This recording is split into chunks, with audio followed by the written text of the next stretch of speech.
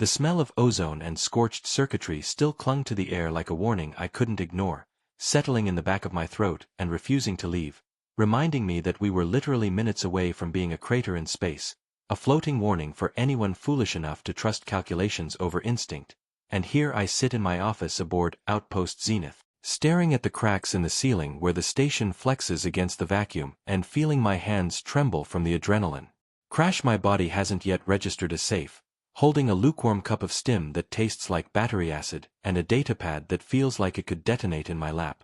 The report finalized and tidy on the screen saying everything is resolved, yet failing completely to capture the terror, the precision, the utterly impossible calm in the eyes of the person who handed me the detonator schematics with a shrug as if handing over a coffee order.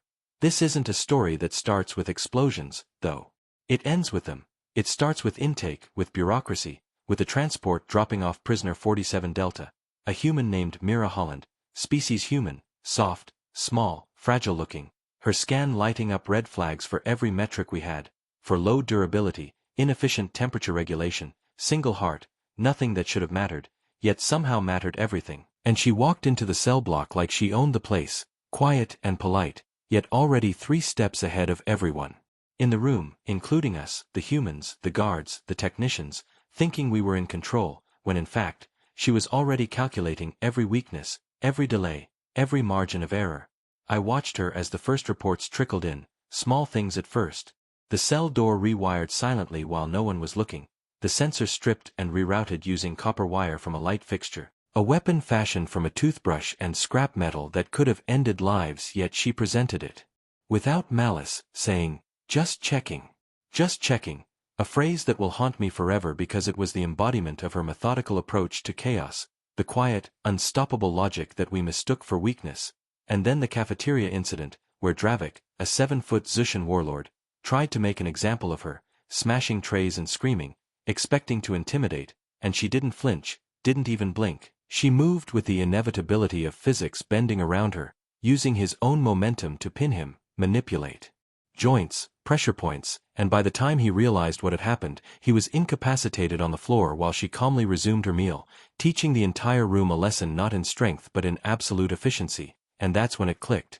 The threat isn't the biggest claws or the largest muscles. The threat is the mind that treats reality like a rough draft, the intelligence that calculates, manipulates, adapts without hesitation, without unnecessary violence, because she isn't cruel.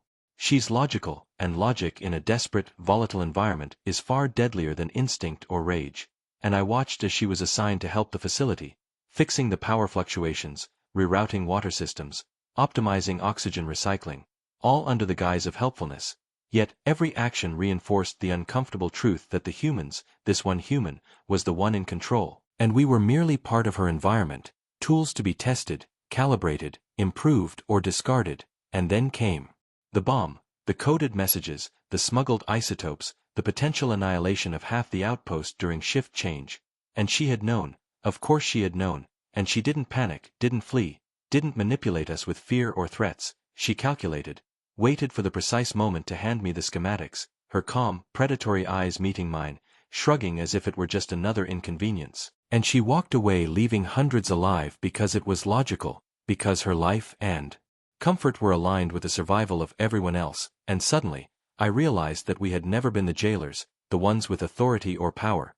She had been in command all along, quietly, invisibly, ensuring the station survived while we scrambled in confusion and awe.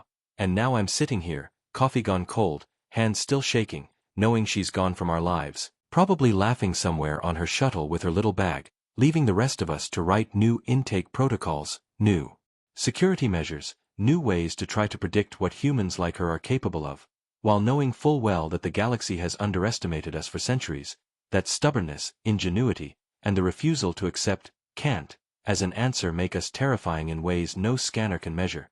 And I sipped the last of my acid-flavored stim, staring at the empty chair where she sat, whispering a quiet thanks to the void that we survived, and praying we never have to meet another human like Mira Holland.